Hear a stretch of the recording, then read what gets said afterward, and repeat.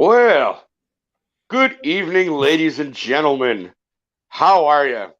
You're looking at going, hey, you don't look at that guy who's been there the last 2 weeks. That is because I am back, ladies and gentlemen. I do apologize for the 2 week absence, but I had some stuff to take care of election-wise, and then I was really sick last week, so I wasn't able to be on, but I'm happy to be back here with you this evening. Of course, it is the Roundtable. It is Tuesday night. We all know what that means. Time to talk some football with these lovely people. I'm Nick Rosario, which you probably already knew that, but I will introduce myself anyways. Thank you. And of course, I am never alone, and I am here with these fabulous folks down below. Mr. Anthony Handy, Mr. Fingers. It is Tuesday, my man. How are you feeling on this Thanksgiving week? How you doing? Tuesday, and I do not go back to work until Friday. And the only reason I got to go back to work on Friday was because I sincerely did not realize that Thanksgiving was this coming Thursday. I missed the opportunity to take the Friday off. So I'm off tomorrow. I'm off Thursday. I work about a half day on Friday because the office is going to be a ghost town. And then that's it. I'm going to work about another 6 hours between now and next week. And I am very happy to be here because it is my favorite part of the game. There it is. Absolutely. And of course, as always, the lovely. It's funny because I guess I didn't really give any adjectives to Anthony, but I always say the lovely and talented Delilah Crespo. So, Anthony, you're lovely and talented as well. But Delilah Crespo is here also. As we know, Delilah, how are you on this Thanksgiving week? You got a short week yourself? Oh, yeah. Yes, I do. So I'm glad. Oh, beautiful. Yes, that's nice. Next few days to just chill. Very good. Very good. Feeling good? Ready for Thanksgiving? Right. Yeah, I'm ready. I'm ready to eat. Yeah.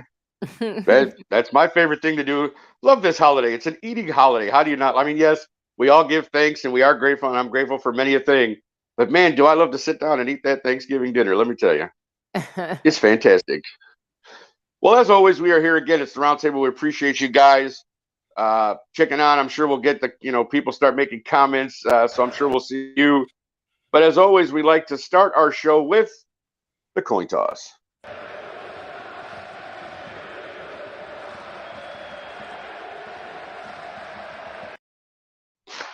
Yes, we are with the coin toss. Now, as you know, there are a few things happening in football. There's a lot we could talk about, but we always just try to pick a few topics to go through. And one of the first ones, which I kind of find interesting. Now, I watching yesterday Monday Night Football, and I was watching the San Francisco 49ers take apart the Arizona Cardinals. And I know they were playing the Arizona Cardinals, but it really struck me the way that the offense was running. And so I asked our beloved panel here, is San Francisco for real here? Do we think that they're now the front runner here in the NFC? I mean, you've got Christian McCaffrey, Deebo Samuel, Brandon Ayuk. You got porn star Jimmy as the quarterback.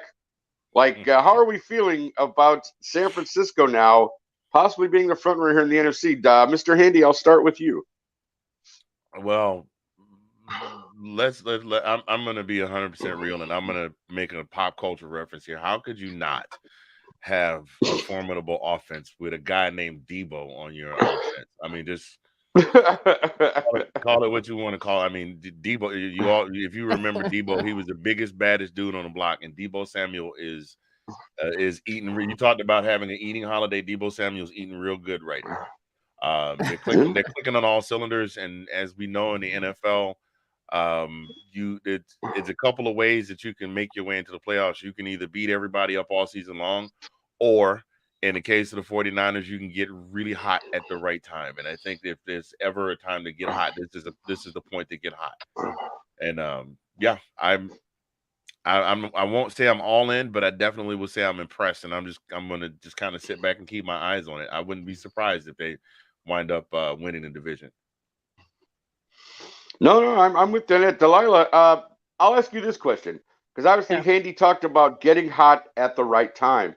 And obviously just a few weeks back, they acquired Christian McCaffrey from the Panthers. And I got to imagine, like, the offense was already good to begin with. George Kittle as well at tight end. But adding McCaffrey, they've seemed to just explode on offense now. How do you feel about this San Francisco 49ers team? I knew they were going to be trouble as soon as they made that, because to me it proved that they were serious, that they're actually serious about winning, like that they're going to be like, forget it, we're not going to leave anything up to chance. Even though, we gave this sweet deal to Debo to switch between, wide receiver and running back and give him all these incentives, we're going to make sure that we take advantage. And so I think getting CMC over was like a huge benefit to them, and we're seeing the benefits of it. And so the 49ers the last few seasons are always a threat, right? I mean, they typically make the playoffs, and as much as like we've said it before, like, people might not be sold on Jimmy G, but right now he's winning games. Like, whether he might not be like your what you want to consider elite or whatever, but he's good enough that he's on track to get him to the playoffs again. And in back-to-back seasons, he's looking good. I still wouldn't count out the Seahawks though. Like, I think that Seahawks are doing really well too. And so I still wouldn't count out the Seahawks. I think they have a good shot also. I know they took a loss there, but they're still actually hanging in there. And so I honestly think it's gonna be a tight race between them two, to be honest. As to who wins out. Like, it might go to the final week, in my opinion, just because Okay. I just No. I don't know. I think I think that the Seahawks are on a roll too. They've proven that they could win. They're sticky with Geno, and it worked, right? It's worked out for them really well. And so even though I think the 49ers will make the playoffs, I can't say right now if they'll all out, win the division, because I feel like the Seahawks are sneaky. I feel like they're a sneaky team that could kind of, get in there and get that one too. I get that. I think. Yes, go ahead, Anthony. I'm sorry. I was just gonna say there's no doubt that Geno is hungry. Said a few weeks ago, it's just that, if you had that one shot, what would you do with it? And Geno is definitely going for broke. So. Oh yeah, absolutely. No. Yeah. The only reason I give kind of the advantage to the 49ers is that run defense. They're like number 1 or 2 in the NFL in run defense, and I think that's going to be a big thing going forward for them. Just being able to make stops like that, because again, we got Seattle, you have Kenneth Walker, who's turned out to be a great runner, a great back for Seattle with the injuries they've had, having to start Kenneth Walker. So, I mean, I think that's going to be kind of the key going forward for San Francisco is the defense, because obviously we know the offense will put up points. But anytime you got that murderer's row of Kittle, Ayuk, Samuel, McCaffrey, like, how do you not score points? I don't care what your defense is, you know what I mean? But the defense has actually been playing really well for San Francisco, and that's where I think in lies the difference. I love the 49ers. There you go. I apologize. It just says Facebook user. I'm not sure who that was, but thank you for Andrew. Thank you for joining in. That's Kate. It's good to see you, my friend. Is it Kate? Jimmy G, Trey Lance is in my opinion. Well, you know what? Again, real quickly to touch on that. I mean, it's kind of one of those things, because Jimmy G was basically thrown away by the 49ers, and then the offseason, we've all figured he'd be gone. And then they ended up keeping him, but, he was going to sit the bench because this is Trey Lance's year. And, of course, as we know in football, anything can happen, and look what happened. And now they're loving that Jimmy G is there, I'm sure. So, again, we'll look for the 49ers for the rest of this year with the last 7-8 games here and see where they end up. I mean, again, I'm not going to lie. I'm riding the 49ers train right now, and, they're one of my picks to really go far in the playoffs this year. Speaking of playoffs, as we all like to do, given that we're the halfway point, right? Tennessee Titans. I want to talk really quickly about the Tennessee Titans, because I feel like can Tennessee make some noise in the AFC playoffs? Now, obviously, last year we know what happened. They took that L in the division round, and people were just like, well, another Tennessee, disappointment. But I'm telling you, having been able to actually see them play a couple of times this year, I got to say I'm impressed with the way that the offense. Ryan Tannehill runs an offense. He's a game manager. We all know that. Nobody's going to start throwing accolades at Tannehill, you know what I mean, or start showering him with praise for being a phenomenal quarterback. But the guy can manage a game, and when you have Derrick Henry back there, I mean, to me, that's one weapon I'd love to have. I mean, the receivers, like the one game, it was 2 games ago, the receivers caught 0 passes. They had like 0 targets. So like Robert Woods and that Westbrook, whatever that. I always have trouble pronouncing that brother's name, but you know who I'm talking about. Number 2 over there. But yeah, like Tennessee is 7-3 right now. Okay, and obviously atop that really bad AFC South division that's there with the Colts and the Jaguars. Guys, what do you think? Delilah, we'll start with you this time. Can Tennessee make some noise in the AFC playoffs, given as stacked as it is? I just feel I know they're playing well. I feel like they're not. I just can't see him. I cannot see them passing the Chiefs. I think that's really my issue. Can they make a splash in the playoffs? Can they actually sneak in there and take that 6 or 7 spot? Sure, I can actually see them getting a playoff spot. But can they go all the way? I still don't trust that. The only reason is because we did have last week, we were talking about this being more of a passing league, right? How, yes, you still need a good run. You still need good rushing, right? We've proven that too. Right. However, it really is a passing league now. And if you can't pass and like hit those huge things it's not even big, like, right? We saw Mahomes did it again, right? He came back and got that win against the Chargers. Yeah. And it's not even always the big, like 60 yards. It's like, can you make these like magic moves and twist and hit the target where you need to, regardless of the receivers? And so to me, honestly, it's actually the Chiefs that are impressing me, because we thought they were going to go downhill without Tyreek Hill, and actually I feel like Mahomes is a better quarterback without him. It seems that way, doesn't it? Because he's hitting whoever's, he's like, all right, this guy's here, I'm going to hit it. So that I think that's the challenge, I think, for Tennessee, is like, you got to get past Patrick Mahomes, and they're just not there yet for me. I just don't think that the Tennessee has that drive where they can actually beat Patrick Mahomes and the Chiefs. That's really where that's the only reason I could see them coming to a halt. Now, can they sneak in and get that 6 or 7 spot? I wouldn't be surprised. But I just don't see them going all the way. That's all. Okay, fair enough. Mr. Handy, what about you? What do you think about Tennessee? Delilah pretty much hit it on the head in a nutshell. Last year we watched probably one of the greatest AFC championships ever. I mean, that ranks up there with the Immaculate Reception, those kinds of things. I mean, that huge duel between Allen and Mahomes. And that is the determining factor. Can you go toe to toe with Patrick Mahomes, if that's what it comes down to? And Tannehill, not quite there, because basically Andy Reid is going to stack 7 people in the box and shut down Derrick Henry, and there pretty much goes your offensive plan.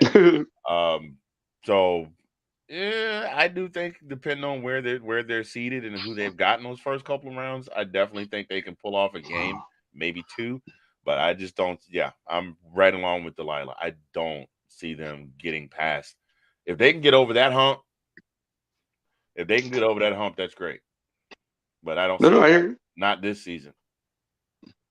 Fair enough. Like I said, I'm kind of torn, because like you said, like you guys obviously make excellent points. Like it's one of those things where I think Tennessee has to prove that they can get into that next level. Like they have to be able to prove that they could take on a team like Kansas City and beat them, which again, any given Sunday, right? We know that that's possible. But I think, again, like you said, when you have a very run-heavy offense, you got to have a great defense to match. The defense has been suspect at times. Times they played very well. Times, they just, they're somewhere, middle of the pack in terms of running and passing defense. But it just, to me, I just feel like anytime you have an opportunity with a game manager and a Derrick Henry, man, you always got a shot. So I guess I'm just kind of rooting for Tennessee in that regard. Like I know they always, like I said, they usually take a beating at some point because people they don't win the playoff games they should, or they get knocked out, or something happens. So it's like, all right, there goes Tennessee again. They're just doing what they normally do. So we'll definitely be Yeah, watching that one, to see how that develops, of course. Yeah, they play and Bengals. But our, They play the Bengals, which is yeah, it's winnable, but at the same time, Bengals are weird well, too this season, yeah. right? after the game They Joe Well, Burrow had last week, right? yeah, Like that's what I'm lighten saying. it up, Like baby. you just don't know Without the Jamar Chase, by the way. right. So you just don't know the Bengals you're gonna get. That's the problem. Like they should be able to Yeah. win this game, but at the same time, you just don't know the Joe Burrow that's gonna show up that No, night. right. it's very so true. No, very. I mean, I know and he's if on it, my fantasy team, and I had to start him this week, and I ended up being surprised. He got me enough points to win. So thank you, Joe Burrow. yeah, and Appreciate that, my friend. on top of that, if they're going to make that playoff run, it's like this Yeah. season, maybe next season is the season to do it because we know what happens to stud running backs in the NFL. At some point, Right. father time will catch up. Period. Yeah, And that's very true. That's I very mean, true. so I this mean, season, maybe next season, and if they don't get over that hump by then Tennessee's going to have to look at what they're going to do at quarterback. yeah. Well, Yeah. not just No, that. Honestly, it might like be that time. Derek's got to do what CMC did and be like, "Listen, thank you for my time here." Like, Time to go, huh? That part. Time to go. It's time to go because isn't his contract gonna be up soon too? Like he'll be a free agent soon. Like Well, I maybe know. the Packers will trade Aaron Rodgers to the Titans next year, right? Get him out of Green Bay. Nah, he wants to go to a Then, West then Coast team. We know that. I know, but yeah, whatever. You can go to the Rams and you can take Matthew Stafford's spot. But yeah, so I guess Something like that. But yeah, I agree. They, we know running backs have expiration dates just because of their position that they play. Yeah, So for sure. but yeah, I don't know. But All right. Well, like I said, we're gonna have to wait and see on Tennessee. Hopefully that they'll surprise a lot of people, including myself. One last coin toss topic here we got for you, and this one, go to the NFC North a little bit here. For all of you who watched that game of the week there with Minnesota getting clobbered by Dallas on Sunday, it made me wonder because again, obviously they're 8-2. Minnesota people, they're going to win the NFC North. It appears Green Bay has just folded. The Bears are not doing well, and even though the Lions are on a 3-game come up, I don't see them catching Minnesota at this point. But was Minnesota exposed on Sunday? Did Dallas really, show some glaring weaknesses? Again, not that it was a primetime game per se, but it was a game of the week, big stage. And again, Kirk Cousins does not perform on the big stage. Guys, Anthony Handy, did Dallas expose Minnesota on Sunday? What do you think? I want to say I really want to say yes, but there's two factors here.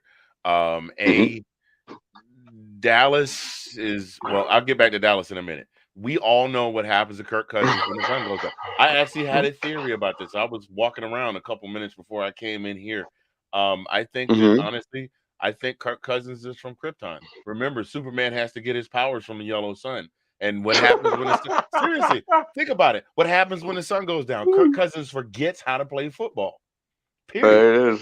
Especially if it's a big game, not just a night game, but a big game on a big stage. Right, everybody's watching. Right, everybody's watching. All of a sudden, he gets nervous. He forgets you know what I mean. Yeah. So I would love to say yes, but I'm gonna say no. I didn't expect. I expected no less. I hope that the Cowboys fans that are watching, one in particular who we won't call out, but I hope the ones that are watching are not getting too hyped about this victory because you know who you got coming up this week. That's gonna be I think that's gonna be a test there. But as far as Minnesota, nah, I don't think they were exposed. I think they did exactly what it's the equivalent of University of Alabama Crimson Tide in their prime playing against the Bug-Tussle State Mudhogs. You're supposed to beat them. You're supposed to run. You're supposed to walk in, slap them upside the head, pat them on the back, and say "good game," and get on the bus and go home. And that's what Dallas did. I see. Yeah, so we all know Alabama beat Austin Peay this past weekend. Right, exactly. Very good. Delilah, how about you? What do you think? Dallas exposed Minnesota? Or? I don't know because the thing is, I thought, for once they'd get over that Dallas jinx and curse or whatever, but Sean called it for some reason, just Kirk Cousins can't beat the Cowboys. That it is his kryptonite, like like Andy was saying. See? But they also, it wasn't that late of a game. It was at like No, whatever, 325 it was a game. 325 game, right? Yeah, so it wasn't the 325 night game. However, the But it Thanksgiving was the game of the week, it, though. Everybody watching. yeah, it was game of the week for sure. But now they do have the Thanksgiving night game though, right? So can Kirk bring it back and break that curse? Can he win? He's playing New England. And Yes. the Patriots know how to win games. We always know Bill Belichick is someone that And it is a primetime game. It is a prime time. It is 100%. So but I don't know. I would be hesitant to say, all of a sudden, Minnesota's going to drop every single game in a row. Like I just I got you. Yeah, I just don't see that happening. They're going to win the North. They're still going to have a pretty high seed, in my opinion, just because the way the NFC is playing out. Correct. And honestly, do they even want that bye week? We've seen the jinx of that bye week, right? You come back and it's like, boom, knocked out. No, very, very true. I agree. Very true. So they works could, against you sometimes. Yeah, they could very well keep their second, the second place, or they might drop down the third. I just don't see them dropping lower than that. I still feel like they'll remain a top 3 seed, in the NFC in the conference. And so, yeah, for sure. I know that Justin is not, is hurt, but he's coming back and he's got weapons, and so I would be, leery to tell people to just go in there and be like, oh, I'm just gonna beat up on Minnesota. Nah, that guy has weapons, yo. We saw that catch 2 weeks ago, that freak of a catch that Justin, Jefferson did. We know Dalvin Cook, Dalvin Cook has a strong running game, so I wouldn't count out Minnesota right now. Nope, that's fair. Again, I just, for me, Minnesota's been criticized for their kind of easy schedule, and so when you look at, but they've beaten big teams, so it's hard to say that, again, that Buffalo win was amazing. Lost to the Eagles, now you've lost to the Cowboys, so basically just don't play the NFC East and you should be okay. But anywho, listen, that does it for the coin toss today. We're gonna go to a quick video and then we'll be right back.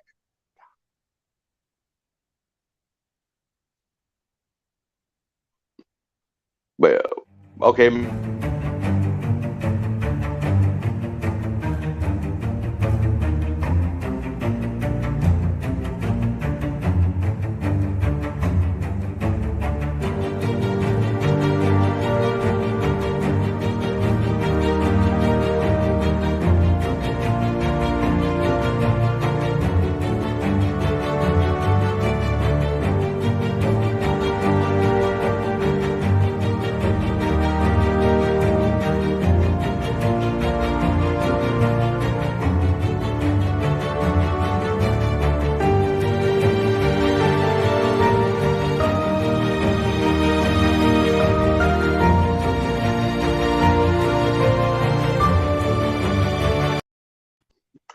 All right, of course, that was a commercial for our NFC South Takeover show, which you can normally find on Tuesdays before us on Tuesday evenings. Next, let's move on. Of course, the private popular segment is about to become a very popular segment on our show. Of course, it is this week or this day in NFL history with Delilah. Yeah.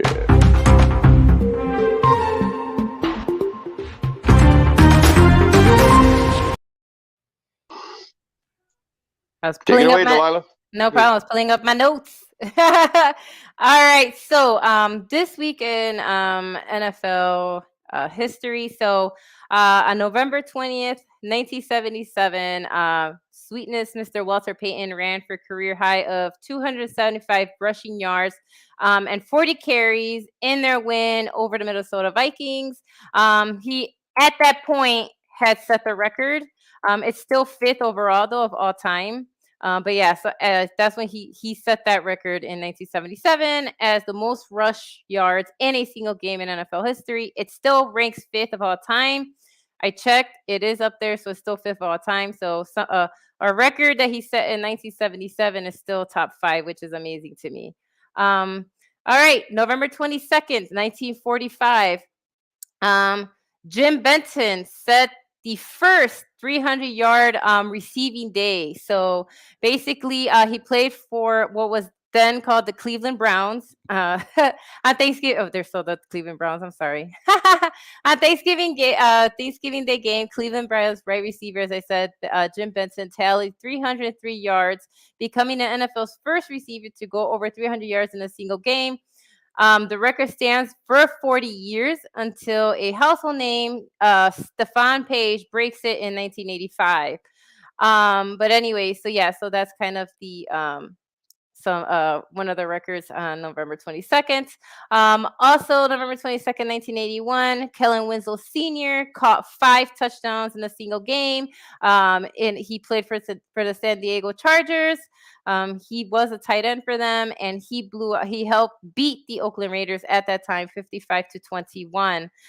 The 5 touchdown performance ties Jerry Rice's single game receiving record, and that game stands as one of the most memorable of Winslow's Hall of Fame career. On November 22nd, 1998, John Elway became just the second player in NFL history to compile 50,000 yards passing during a career, joining Miami's Dan Marino.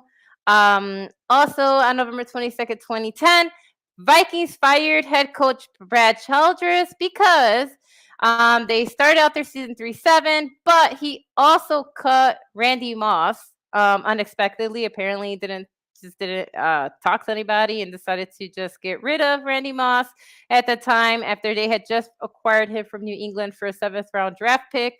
And so that was the end of Vikings head coach Brad Childress in 2010. And that's kind of the few factoids that I found in this week in the NFL. All right. Thank you, Delilah, for that. Yeah, people were like, what is Brad Childress doing? Why are you getting rid of Randy Moss? What is wrong with you? So that was definitely one of those interesting things you go. Shot on the way out right. the door. I guess, man. He was probably like, I'm going to get this in before I go because I know I'm out, right? Get rid of you, Moss. But anyways, well, thank you very Randy, much for that, Delilah. You just got Moss. That's right. He got Moss, is right. Exactly. Very good, Mr. Handy. Thank you. Somebody's quick on the trigger today, let me tell you. Now, it's not me, my friends. I'm a little behind, but anyways. Our next, as you know, for those of you who follow along at home, thank you very much again for all who have tuned in. Now it's time for our Game of the Week segment, and for that, we always usher in a guest. So we'd like to bring on our guest this week, the lovely, talented, which I like to use those adjectives to describe women, Kate Alverson. Kate! Hello! How are you, Kate? How are you doing, my dear? How's it going? Don't mind the face. What's going on in the face? I'm doing well. I went to the doctor today and everything. Good. So I got to rest up because if you know it's college game week, and Anthony will tell you this is called hate week in Michigan. It is hate week. It is the game on Saturday for us. So I'm repping my team tonight. But sure, for sure. So go blue. Sure. Screw that. Go blue. Right. So right. If you haven't guessed, Kate's a huge Michigan fan. I don't know if anybody caught that, but and I'm Tom Brady's biggest fan. So that she is. As you know, we've all had our time to talk about Tommy and Kate and that love affair, and now that they're divorced, who knows? Kate may end up going to Tampa Bay. Who knows? But Kate, thank you for joining us this evening. Let's talk. Let's talk real quick. I'll accept that trade. Yeah, you'll accept that trade. I will send you to Tampa for a player to be named later. Absolutely. Well, let's talk really quickly about your Lions. Because, man, riding a 3-game winning streak here. Like, you must be winning streak. I know. What is that? Like, who would have thought that Detroit would all of a sudden rattle off 3 in a row? Like, what's going on over there in Detroit? Go ahead. This is your time. Talk a little bit about your Lions. What are you seeing there? What do you like? What's going on? What's happening there? Just think that they have a new hunger about them. They've seen what has happened with losing, and they saw that they were like the offense, and now they're coming back, and look what they did against the Giants. That was pretty impressive. I was like not expecting that. And I think I hear you. They've worked out some of the kinks on defense, and I think they just have a new hunger to them. It's very rare when you see like the team GM and the team owner come out and speak about what's been going on in the organization and not giving up. And I know Sheila Hamp has come out and the last few weeks, and so is our GM. So I think they have a new hunger. I love that Jamison Williams, our draft pick from Alabama, is back on the practice field. He'll be a new dangerous weapon for Goff. And I just think that people don't need to give up on us. We're a game and a half out of the wild card spot right now in the playoffs, and whoever would have thought you would say that about the Detroit Lions. And I really have a lot of faith in us going forward as the Lions. I mean, Aiden Hutchinson's doing an amazing job as a rookie. He had a few shortfalls a little bit after week 1, but he's back in action. They've figured out his stance on the defensive line and where he needs to stand and how. And he's gotten some interceptions. He's gotten great sacks. And then you have Okudah from Ohio State, who's been just playing amazing football for the defense, as well as our other rookie, Malcolm Rodriguez. So he's been doing really good. You have this amazing running back in Jamal Williams that has just been balling out, getting great carries on yardage. So, I mean, the offensive line has been doing a great job protecting Goff lately. So I've just seen amazing positive things for the Lions on both offense and defense. And I think having Amon-Ra St. Brown back in the lineup after his injury and what he brings to the team and what he'll bring with now this young buck and Jamison Williams, who we all know did very good things for Alabama when he played there. I think the Lions have a very promising future, and I wish people would not Goff as bad as they do, because he's not as horrible of a quarterback as they make him to be. And so, I mean, he did lead the Rams to a Super Bowl at one point, if we don't want to forget that is true. And we all see what our former quarterback is now doing for the Rams, and that's just, I think he got a fluke with having the talent that he did when he won that Super Bowl. Yeah, he did win one. So he won one, but he had a lot of great talent. I mean, when you're throwing to Cooper Rush, Cooper Kupp, and you're throwing to great receivers like OBJ and everything else, but I'm very promising. I hope we get a 4th win, and I hope they keep on winning. Detroit in our city really could use this as a good positive right now. And I think that I'm encouraged to see what happens. I'm encouraged. No, if I were you, I would be as well. I mean, it's a great thing when your team just starts winning. Like, that's kind of what we're hoping for here in Chicago. 3 at some games point. in a row. Who would have thought? Right, we're not holding our breath. No, I hear you. But Kate was nice enough. Of course, she was nice enough to pick a game of the week for us. But she picked Cowboys Giants, which that's pretty much going to be a matchup this week. I think here's my biggest thing. I'm going to say something real quick, and I'm going to throw it to all of you guys. To me, this is a more important game than them playing the Eagles, because regardless of what I think it comes down to, I actually am of the mindset that the Giants or the Cowboys are actually going to win the division. I know people are going to be like, oh, I actually think the Eagles somehow lose a few more games and lose out on winning the actual division. That's just my opinion, of course. But I really think that this game is going to determine a lot going forward in terms of who's going to actually step up and win that division. Kate, since you are our guest, I'll let you go first, and then we'll get to the other panelists. What do you feel about this game this week, Cowboys-Giants? I mean, after the Lions beat the Giants, right now each team is evenly matched going into this at 7-3. They're both at 700, and I think that both teams really are poised to, like you said, maybe win this division. We'll see what the Eagles can pull out. I can't believe they pulled out that win against the Colts like they did, but we'll see what they do if they keep their momentum. But I think the Cowboys looked really good this week. The fact that they pulled that game at the third quarter to go to the Steelers Bengals game said a lot.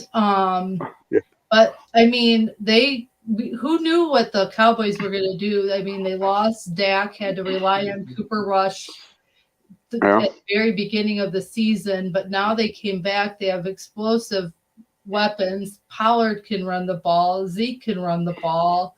You have CeeDee Lamb who can catch. You got great defense with Diggs and Parsons. I mean, I have a feeling this will be a good measure for Daniel Jones. I think Micah's really hungry to be that, defensive player of the year still. And I think he needs to get more stats going.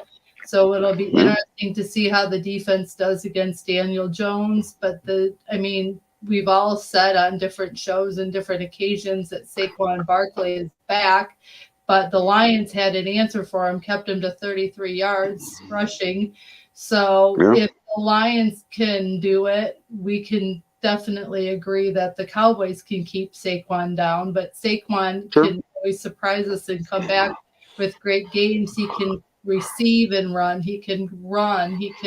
He's a great running back. So we'll see what the Giants will have for the Cowboys as well. But I think they're two fairly evenly matched teams. But I think the Cowboys have a little bit of an edge, in my opinion, because they have Dak at quarterback. I think Daniel Jones isn't as explosive as a quarterback and can do as much. But I think it's going to be a very evenly matched game, all 4 quarters, but I do think the Cowboys get the win at the end.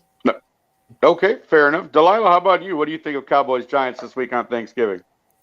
Yeah, I mean, I think this is a good one because sometimes these Thanksgiving games they're just not good sometimes, and I'm just like, let me go back and have seconds. So yeah, no, Let's go get some more turkey. Yeah, but I think the fact that it's a division rivalry too, it's a division game. I feel like we've talked about that before. Like division games are just so different, right? Because it's just it could go either way. Like even sometimes like teams that were like, oh, there's no way they're in it this W, but because it's a division game, they kind of pull it off. I think that the loss to the Lions, I think kind of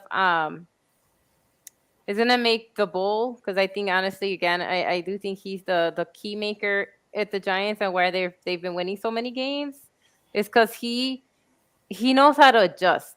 I don't know, like you know what I mean. Like some guy, like you'll lose a game and you'll be like, oh, like they're done, but then like they'll come back and they'll win the next game. You know what I mean? So I gotta see what he does to adjust for that. Yeah, like you're right. Like they did shut down Saquon. So is he gonna have someone else open up, right? Is he gonna like start switching positions? Because you're right, he can also receive, right? So are they gonna, so how are they gonna get him going?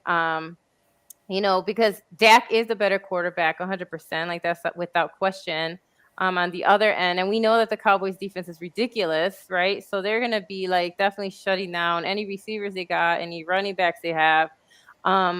But again, we've seen the Giants also come back and win one, right? We saw when they did against the Packers a few, weeks ago when they came back and got the W. And so, so I wouldn't count out the Giants. I do think Cowboys get the W. I just don't think it'll be a blowout like what happened with Minnesota, just because it's a division game. And I do think that, yeah, they're more evenly matched. But Brian DeBoer, he's a darn good coach, man. Like I feel like he's been the driving force, the leader behind that team and getting those wins. So, but yeah, I still think Cowboys get the W. I just don't think it's gonna be a blowout. It's not gonna be what they did to Kirk Cousins in Minnesota. I think it'll be like a 1-score game. But I am gonna give the edge to Cowboys. All right, fair enough, Mr. Handy. Let me ask you this real quick. Given, like you said, the fact that also they lost Wan'Dale Robinson, he's out with injury for the Giants, so they lose another weapon on offense. Are we going to see the Saquon Barkley show on Thanksgiving? I mean, does the Giants have some bag of tricks there they could pull out to help? What do you think there? I honestly don't know what bags of tricks they have. I mean, that was when I saw Wan'Dale hobbling, I was like, ooh, I hope that's not serious. And then when I saw he was done, I said, oh boy. Because that's been a big part of their resurgence this year, not just getting Saquon back, but having people, having receivers that can get out and make these plays. And just looking at Wandale's stats, he wasn't burning the world down one city at a time, but he was definitely making crucial catches in key spots to help keep drives alive, and that's just as much a part of being a star receiver as it is having a 100-yard reception game with 3 touchdowns. So I don't know. Up before Wandale got hurt, I thought I was saying it's going to be a pretty even matchup. So unless Coach has something up his sleeve, I'm going to go ahead and give the edge to the Cowboys. Unless the New York. Another thing is that the Giants defense is going to have to 2 things. They're going to have to pressure Dak. 3. They're going to have to pressure Dak. They're going to have to get somebody on CeeDee Lamb, because remember CeeDee Lamb was Mr. Butterfingers for a while there. Now he's starting to come into his own. He and Dak have that rhythm going, and you have got to shut down Tony Pollard. Pollard is right now where Zeke was in his rookie season. Is almost virtually unstoppable. So those are the 3 keys for the Giants, at least to have a fighting chance to keep the game even, since the offense is suffering from the loss of. They're going to just key up on Saquon now. So that's what I got. But game prediction. I'm going to go the other way, Delilah. I'm going to go the other way. I'm going to give it to the Giants the Giants are going to win in a squeaker. Somehow or another, they managed to be in good enough field position to kick a walk-off field goal. Oh, there we go, ladies and gentlemen. We got a walk-off field goal on Thanksgiving. Nathan Snell, thank you for watching. Nicole, thank you for watching. We do appreciate that.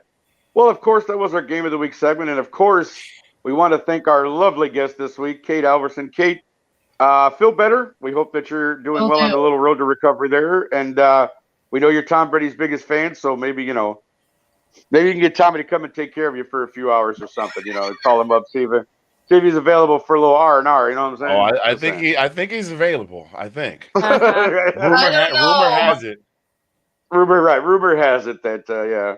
But listen, Kate, thank you so much again for coming on. Thank you for having me on. Thanks, Guys. Kate. Nice to see you anytime. Yep. Get well soon, and let's go. There you go. Let's go to this video. We'll be right back, folks.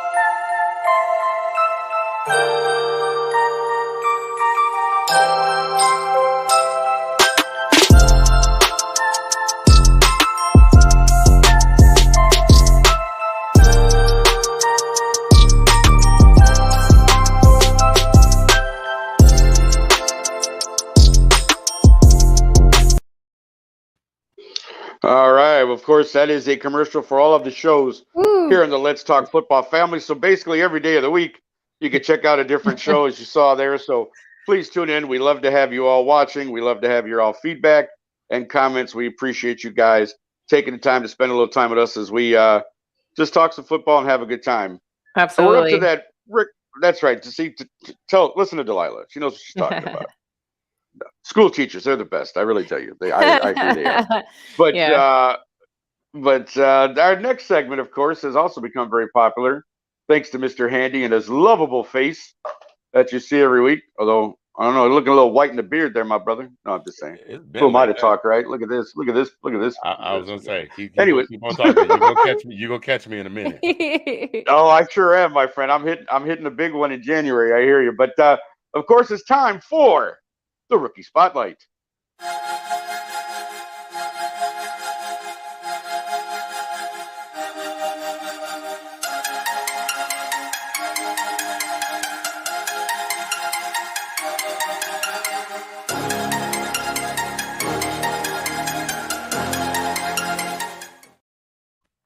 All All right, take it away, Mr. Handy. Good evening, ladies, gentlemen, boys, and girls. Thank you for tuning in to this week's edition of Let's Talk Football, the Roundtable.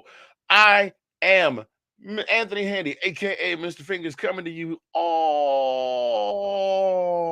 the way from the heart of Oklahoma City is Agnew Central, and we appreciate each and every one of you tuning in. Please, if you have not done so already, make sure to hit the like, make sure to share, and make sure to subscribe and drop us a comment or two in the comment section if you happen to be watching. Those of you commenting, we appreciate you.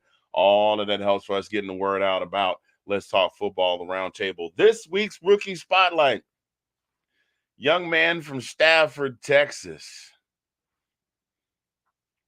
by the name of Jalen Petrie. He attended Stafford High School in Stafford, Texas, and he wound up committing to Baylor University to play college football.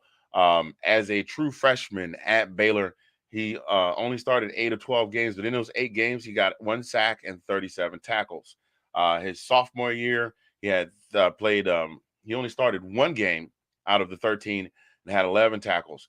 I could go on and on about that, but by the time he finished up his career at Baylor, he was a finalist for the Jim Thorpe Award, and he was also named the Big 12 Defensive Player of the Year and was a consensus All-American. Finished up his career at Baylor with 140 tackles, 36 of those for loss, 8 sacks, 4 interceptions, 2 pick sixes, 4 forced fumbles, and a partridge in a pear tree. Had to throw that in because it's almost that time of the year.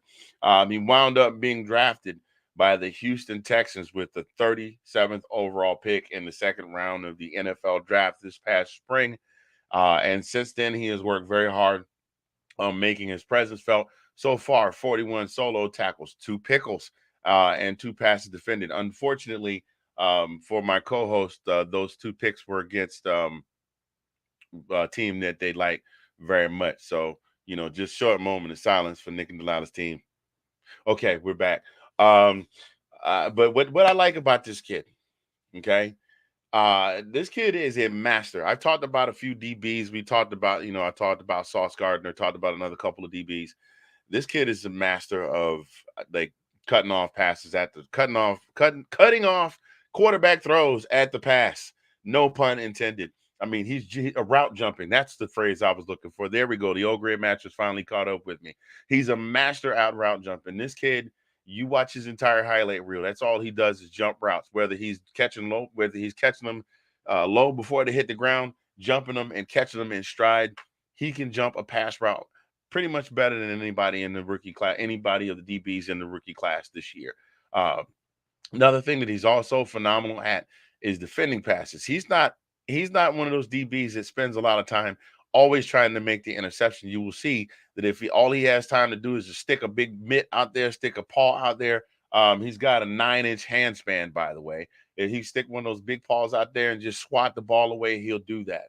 Another thing that he is excellent at, if he gets in your backfield, he is going to tackle you. And he can tackle you one of many different ways. Shoestring tackles, wrap you up around the middle and take you down.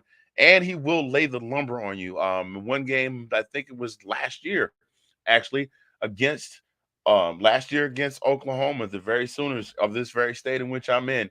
Oh, he put the stickum on Marvin Mims a couple of times. Put the stickum on Marvin Mims a couple of times, laid him out. The second time, Marvin Mims was a little slow to get up. Also very quick to get in the backfield, like I said, and sack you. I'm going to be completely honest with you. I think this kid, not only did Lincoln Riley entering the transfer portal on his own, as it were, and going out to Southern California, I think this kid is the reason why Spencer Rattler decided that he was going to transfer to the East Coast to play for South Carolina, because he stays in Spencer Rattler's face. All you heard was "Down go Rattler, down goes Rattler" the entire game. This kid, seriously. He's going to do great things, I think. Now he's playing for the Texans, which is not one of the best franchises in the league. We talked about earlier about how bad the AFC South is, but definitely a big bright spot on this defense. They get a couple other guys out there to help him out, and he's going to be doing some really big things there in Houston, Texas. Ladies and gentlemen, today's Rookie of the Week spotlight, Mr. Jalen. Don't call me if you got bacteria on your dinner plates, Petrie. Thank you very much, ladies and gentlemen. Back to you, Mr. I Want the Smoke. Thank you very much, Mr. Handy. Yes, Mr. Petri Dish there was not kind to my Bears in whatever week 3 or 4, whatever that was. But thank you very much, Mr. Handy. Always a pleasure to listen to the Ricky Spotlight.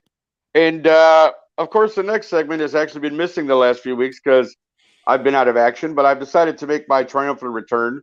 When I last left you, I was right at the 500 mark. So let's see if what I can do this week. I'm doing the Thanksgiving edition of Nick's Picks. I'm going to pick the 3 games.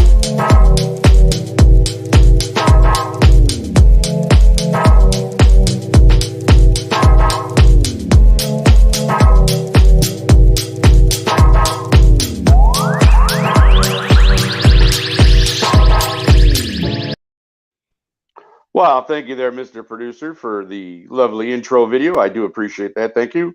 So let's get to it. Thanksgiving edition. First game, 11 a.m. For all of you who probably haven't started eating yet, and hopefully your digestion won't be bad after watching this game. We do have the Lions and the Bills. Buffalo and Detroit got the first game on Thanksgiving. And I know some of you are looking now what the producer just put up there, and that's right. Detroit is getting 9.5 points against Buffalo. Wow. Now, again, normally you'd go, yeah, that's probably not a problem. Buffalo will kill them. The Lions are riding a 3-game win streak, my friends. And again, even if Detroit doesn't pull this game out, I think 9.5 points, they can stay within that to at least win the W on the wagering line. So I am going to go ahead and take Detroit plus those 9.5 points. Buffalo, a 9.5 point favorite on Thanksgiving. But I'm going to go with the upstart Lions and at least say that, they won't, if they do lose, it won't be by more than 9.5, or they won't, less than 9.5. So I'm going to take Detroit plus the 9.5. Second game of the day is the game that was our game of the week. It was Giants and the Cowboys. Now, this one kind of surprised me. I guess coming up that thrashing of the Vikings, they figured, and the Giants losing to those said Lions, that all of a sudden the Cowboys are a 9-point favorite in this game. And I like Mr. Handy. I think this is going to be a close game when it comes right down to it. So for that reason, I am going to take the Giants plus those 9 points because I do feel like this definitely could come down to a last-minute field goal or a last possession, that sort of thing. So for the second game, Cowboys-Giants, which is like Delilah or somebody mentioned earlier, it might be around the second time you're going for another plate. So this is the 2:30 game on Thanksgiving, so you might just be loading up again to watch the Cowboys-Giants game. So I know I probably will by then too. So what can I say? My sister makes a mean Thanksgiving. It's awesome. Third game for the evening, the nightcap, as you were. Now, this is one we talked about a little bit because, again, it stars the Vikings and aforementioned Kirk Cousins in the spotlight games. Their nighttime doesn't seem to play well, but they're taking on the Patriots in this game. So you got Patriots, Vikings. Now, I know what you're going to say. You're looking at the screen right now and going, Patriots plus 2.5, huh? It's Bill Belichick. And if there's anyone who performs in big games or spotlight games or outside of the Bears beating them on Monday night, Bill Belichick's the man. Like, let's just be honest. He always seems to find a way to win with not as much as the other team or like with just less than what everybody else has. The man just wins. This is the night game for Thanksgiving. The Vikings are coming off that crushing loss. I just feel like this will be a close game. I mean, the Vikings probably should win, but I'm going to take the Patriots plus 2.5 here on a Thursday night game in the spotlight. Let's see if Kirk Cousins proves us wrong and comes out and redeems himself for that performance on Sunday against Dallas. So to recap really quickly, I'm going to go Detroit Lions plus 9.5. I'm going to go with the Giants plus 9. And then, of course, the Patriots plus the 2.5 on that game. So that's my Thanksgiving edition of Nick's Picks. So we'll see next Tuesday. We'll see how I did predicting Thanksgiving. I'll probably still be in a food coma. So we'll go from there, ladies and gentlemen. But as you know, we have one last segment. But first, another lovely video from producer Sean Spencer. Take it away, Sean.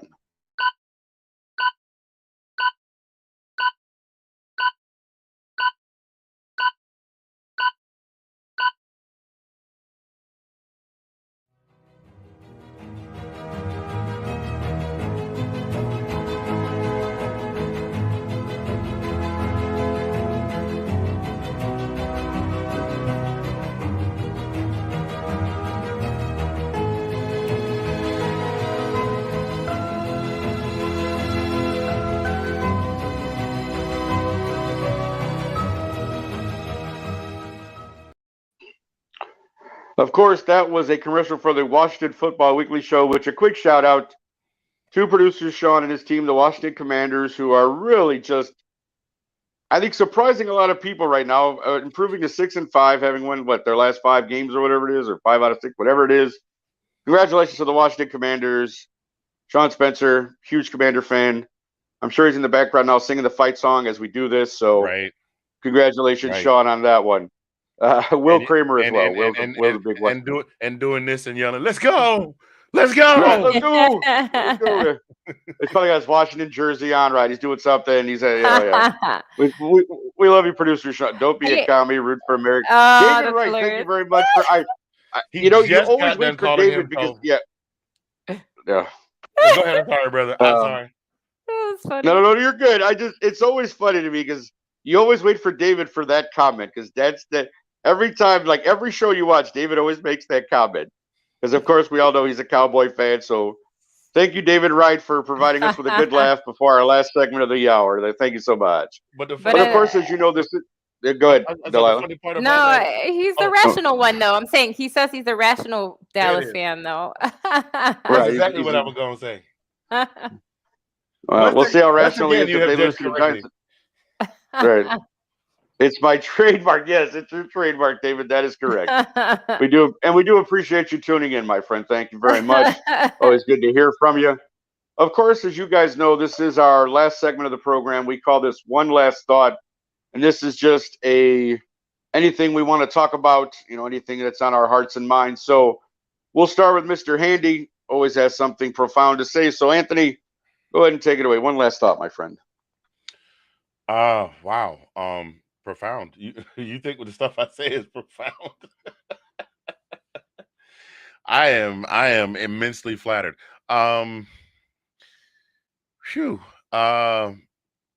Thanksgiving. What is Thanksgiving about? Is it about the food? Is it about the football? Well, yes and yes. But you got to be, a lot of people are going to, most folks are going to be around their family, the folks that they love, people that they hang out with on a regular basis, the drinking buddies, whatever you want to call it. If you're in the military and you're overseas, and if you are overseas somewhere and away from your family this Thanksgiving and you are serving in our country's fighting forces, Veterans Day was just a couple days ago, but we have not forgotten about you. We salute you, each and every one of you. Thank you for everything that you do. But there are some folks that are not going to have that meal. There are some folks that don't have that house to sit in the big, nice, pretty couch and the big screen TV to watch the football games. And some folks don't have any family or friends that they're going to be able to have Thanksgiving with. So as much as you may be dreading that one aunt that's always going to tell you how you could have done better if you had done XYZ in high school, and as much as you don't want, much as you're upset with your parents because they invited that one ex because they really, really like them, or you don't want to go to the thing, just remember to be thankful for the things that you do have while you're busy. Listen, it's to 2022, so I got it. Let me go ahead and put it in the modern speak.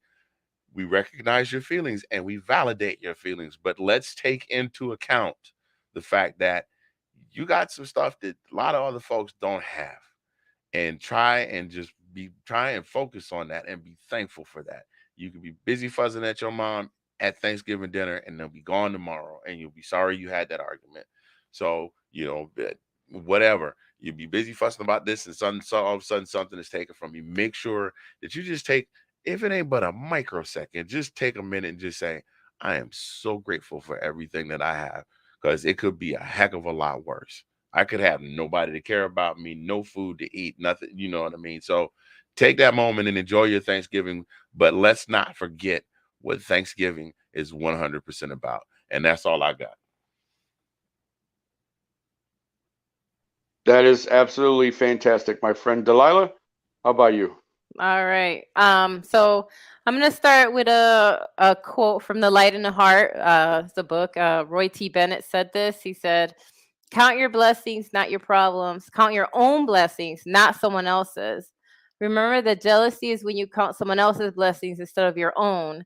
And so basically, regardless of what it is, like if you're watching us right now, that's a blessing. The fact that you have access to a device that allows you to come and join us today and be part of the LTF family, be in the crowd and message and count and actually comment with us and, have a good time and laugh and joke, whatever. That is a blessing, guys. The fact that you're watching us right now is a blessing. You should count it as one. The fact that I'm on here with a really good friend, Nick, and Anthony, even though we haven't met in person, I still consider you a friend. And our producer in the background, Sean, he's a friend. We've met a few times, and so, but yeah, the fact that we're here together and able to do this, that is a blessing in itself. Everyone that I have come into contact with through LTF, when we, in our group chats and things like that, I consider that a blessing, or all the new people that have been coming into my life. And like basically how Anthony has said, like, if you have somewhere to be on Thanksgiving, okay, if you have somewhere to be, whether it's a Friendsgiving, which those are blessings in themselves. Friendsgiving saved lives because there are people that don't have family or are out of town, right? Can't get back home, right? And so those Friendsgivings, right? So wherever you are, if you're going to a restaurant to eat, if you're going to Golden Nuggets for Thanksgiving, like whatever it is that you're doing, like the fact that you're able to take that meal in, that is a blessing. So count that, regardless of what that is. I think it's really important to start looking at what we have and not in what we don't have, right? Because sometimes we don't realize that we actually do have quite a lot, more than we think, right? If we can walk, if you can talk, you know what I mean? There's just so many things that I feel sometimes we take for granted. And that's what, like, Thanksgiving really is about gratefulness. So that's all I want to say. Count your blessings. Don't count someone else's blessings. Count your own, and you will see that you have a lot to look forward to and to be grateful for. So that's my final thought. Nah, thank you, Delilah. That is great. And yeah, I mean, obviously, I'm going to echo a little bit of what my partners here have said, because I mean, it's in the title itself, Thanksgiving, giving thanks. There's a lot to be grateful for in general. Like you said, I mean, I don't want to get too, but I mean, just sometimes waking up in the morning, you're grateful for that. You've got another day, you've been given another day to do whatever you need to do, or do it, whatever, give thanks for that. Like, just give thanks for getting up in the morning at times. And I find myself wanting to do that and trying to do that. It's like, I'm just grateful I got up this morning. I wake up, talk to, my mother, talk to my niece or my nieces and that sort of thing. Like, it's just great. I personally have so much to be thankful for this year that, I have a feeling we're not going to eat right away, because everybody's just going to be, they're going to look at me because I'm just going to keep talking about how grateful I am for the different things in my life this year. But it's, this is always a special time of year because you're getting to the holidays, not just Thanksgiving. Obviously, Christmas is in a month as well. And like Delilah and Handy both touched on, I mean, there are people who are less fortunate than us. And even though that's an unfortunate thing, it really is. I have to be grateful that I have what I have, because I know that my situation could easily be a lot worse and could easily be just as bad as some people who are out there just trying to stay warm at night and who don't have a Thanksgiving meal or don't have a place to go or don't have family to sit with and laugh with and play games and eat dessert and all that good stuff. Like I said, watch football. So really, gratefulness is something I truly treasure, because, again, I feel very blessed to, even now, I'm going to be 50 years old in a month and a half. I'm grateful for that. I mean, that I've even come this far. A lot of people don't make it to 49. So, there's just so much to be grateful for this year. And I'm grateful for all of you guys too. Like I said, I love coming on here every Tuesday and talking football with my friends, listening to the comments, listening to everybody, make jokes, hey, I think it's great. Like, it's just something that I feel blessed to do, and I owe a lot of that to Sean. I'm grateful for him. Like, I know, we talked a lot before. We've talked before about this, but like, Sean and I developed actually a really good friendship through all this. And him and I actually talk regularly about just life stuff as well. It's not just about football. And so I'm really grateful to him for getting me back into doing this kind of thing. I really do. Thank you, Sean. I really do. I told you before how much I truly appreciate you. And thank you for doing what you do. Handy, again, we've never met in person, my friend, but I swear to you, you and I could have been brothers in another life, man. Just all the stuff you and I have talked about and the different things we've, the jokes we make and, being kind of close in age. Like, it's just hilarious to talk to you sometimes, because it's almost like like looking in a mirror at times, even though you're just a shade darker than I am. But that goes. It's all good, man. It's all good. Delilah too. Like I said, I've mentioned this on air. Obviously, like Delilah and I have spent many a night just chatting about all kind of stuff, life, love, pursuit of whatever. Delilah's a great drinking buddy. I love her to death. We have a good time every time we see each other. So I'm thankful for you guys. Again, everybody out there watching and Let's Talk Football Land. I really hope everyone has a great Thanksgiving, whatever you're doing. To our neighbors to the north, to all our Canadian friends who already celebrated their Thanksgiving. It's called Boxing Day, I believe, in Canada. I hope you guys have a great day, whatever you do. Thanks to everyone. David Wright says football is great, but it's the fellowship that makes this thing. David, 100%, my friend. You hit the nail right on the head. Nicole, thank you for sharing. I'm very grateful to share. Yeah, absolutely. I mean, Nicole's one of the newer members to our Let's Talk Football family. Love watching her on the NFC Takeover. She's got a lot to say. It's great. Again, I don't want to take too long. I know everybody's got their thing. I said I could go on all night talking about how grateful I am. But listen, seriously, thank you guys so much for tuning in. Thank you guys for being a part of this Let's Talk Football family. I truly hope everyone has a fantastic Thanksgiving with whatever you guys are doing. Take a little time, say a little, whatever you do, say a little prayer, give a thanks, whatever you do. Let's just have a great time. And we'll see you back here next Tuesday. We'll do this all over again. So for Anthony Handy, Delilah Crespo, I'm Nick Rosario. Everybody have a great week. Happy Thanksgiving. Happy Thanksgiving, everybody. Right. Live, laugh, and love, baby.